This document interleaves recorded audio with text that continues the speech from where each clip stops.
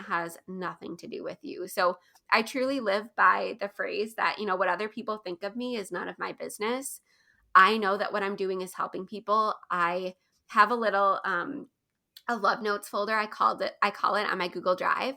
So anytime in my membership when somebody says, thank you so much for this, Michelle, it saved me, 20 hours, or when somebody gushes about how well their business is doing, or when somebody leaves a positive rating on my podcast, I screenshot it and it goes right in the love notes folder. Well, So that's that so if I cool. ever feel that imposter syndrome, or if somebody leaves a negative review or a comment or something like that, I immediately just open that love notes folder. I read through all of the positive feedback I'm getting, and it completely changes my mindset. So I would really try to focus again on the positive, keep record of the positive stuff that you get, because unfortunately, if you get 100 messages and 99 of them are positive, but one is negative, it's so natural for that one message to just be so much louder than the others.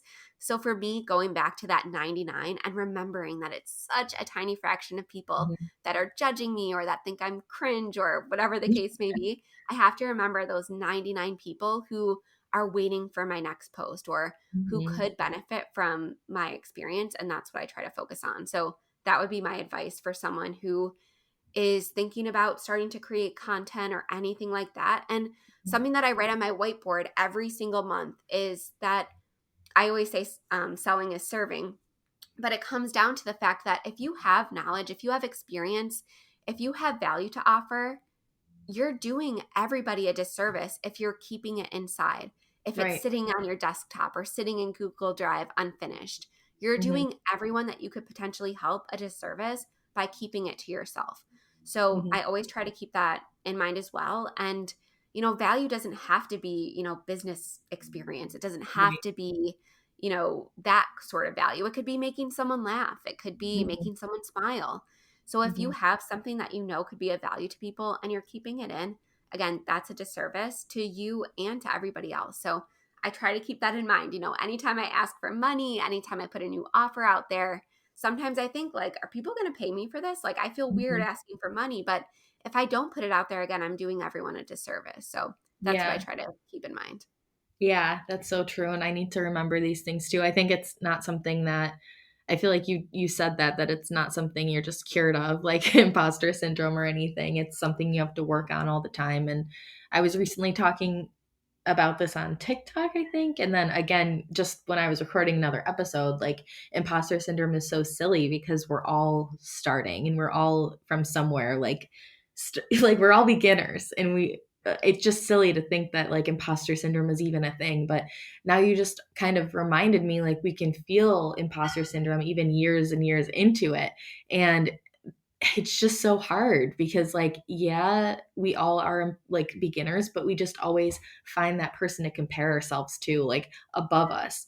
But also on the flip side, and kind of to go along with what you were saying, there's always somebody behind you who can benefit from what you have to say and can learn from your mistakes, which is such a good point and should drive you more than anything else. Just that small little thought that one person can benefit from what you're meant to be doing is so important.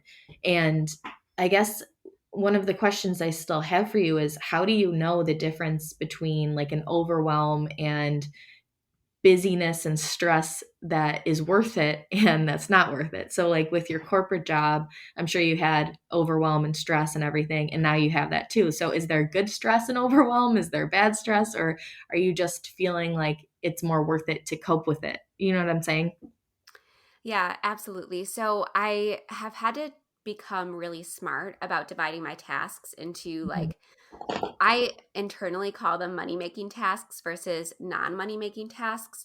So if Yeah. I'm feeling really overwhelmed or feeling a lot of pressure, or if I feel like I'm working too much or just, not being present with my family, I always have to look at, okay, what is stressing me out? Is this something that actually matters a month from now? Is it something that's going to matter a year from now? Mm-hmm. Or is it something that I'm just worrying about for no reason? So for example, if it's a negative review that I'm stressing about, and it's taking me away, even just mentally from my family, does it really matter?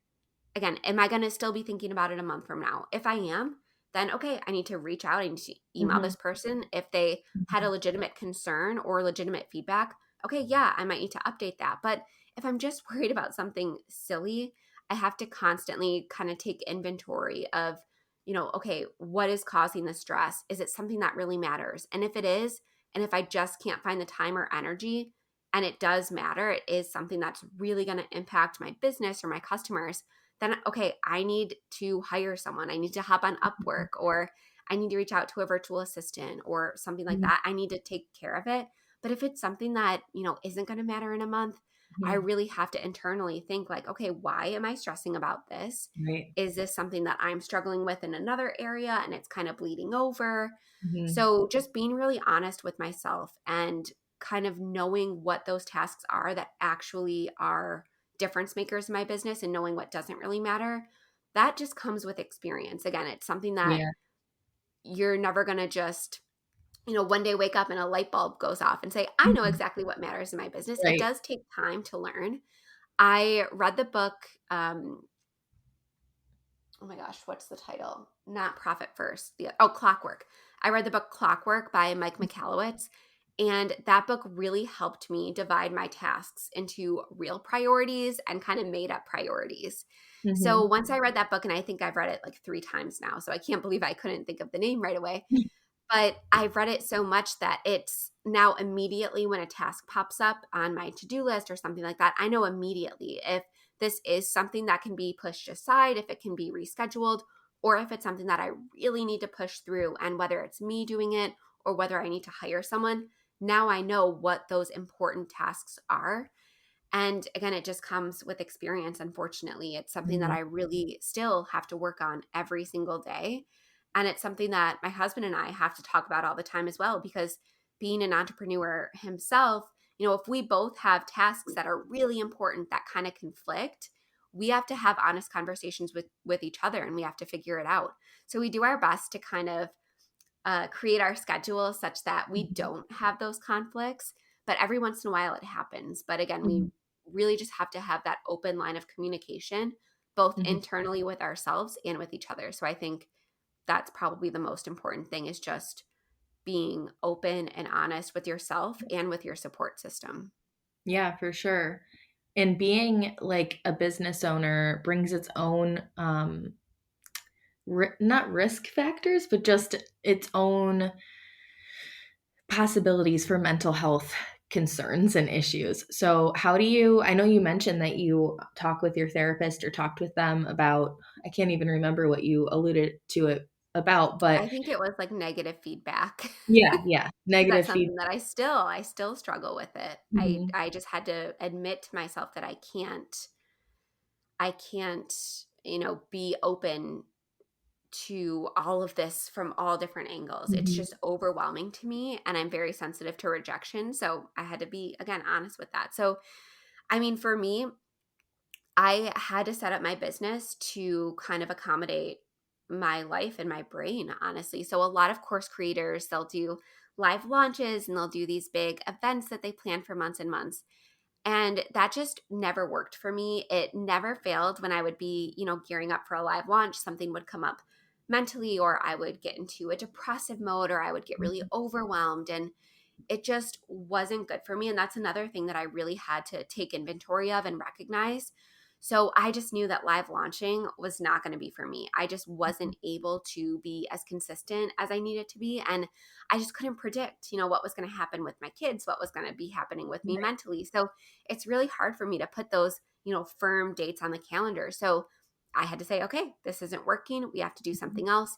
So I ended up turning all of my programs and courses to evergreen, just meaning that somebody can purchase them at any time. There's Mhm. no, cart open, cart close. Mhm. To me, that was just, again, not conducive to my life, not Right. conducive to my family situation. So now, again, I don't have those big dates on my calendar. Sure, I'll plan webinars or I'll plan, live streams or things like that, but it's very low pressure if I ever have to move something or something like that. So I had to really build my business and my programs around my personal situation. And who knows, maybe I will be able to live launch in the future.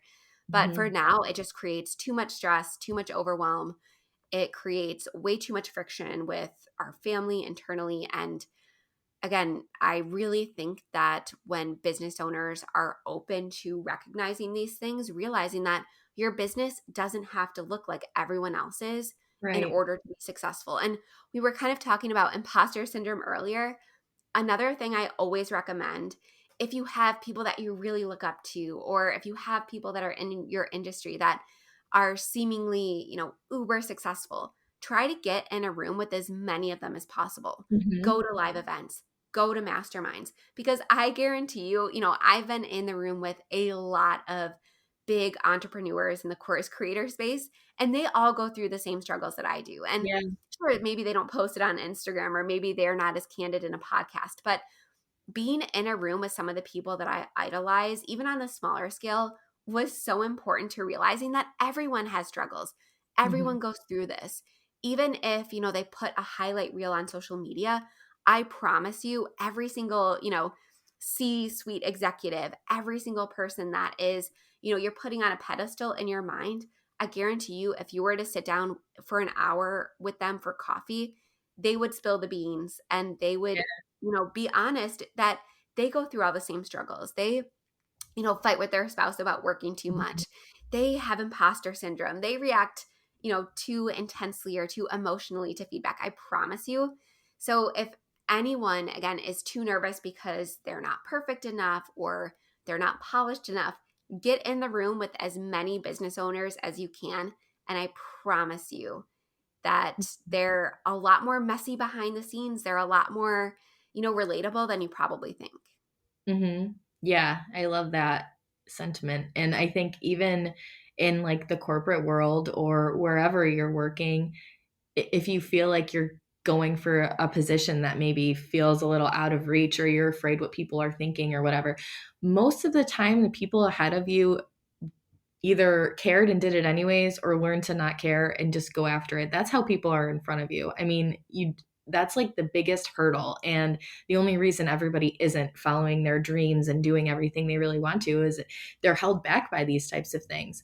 And I think no matter where you are in life, especially if you're an entrepreneur or starting your own business, I mean, for me, mental health has played such a huge role. I mean, it's not only like affected how like the things I already struggled with or already was living with, it just brings in more things. You just feel like kind of take the hard hits harder or don't really give yourself the praise that you deserve. I mean, mental health really does come into play a lot. And I think that's another thing to think about is everybody ahead of you and everybody in that room you're talking about has to, you can't be successful without acknowledging your mental health and working on it in some way.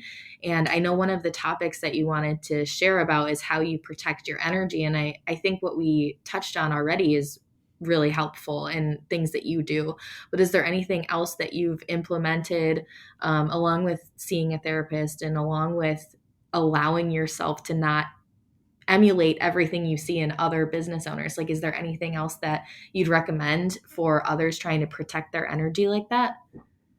Yeah, so anytime I produce content, so whether it's, to get new leads or to just spread awareness or to educate, I really have learned to focus on content that is going to stand the test of time.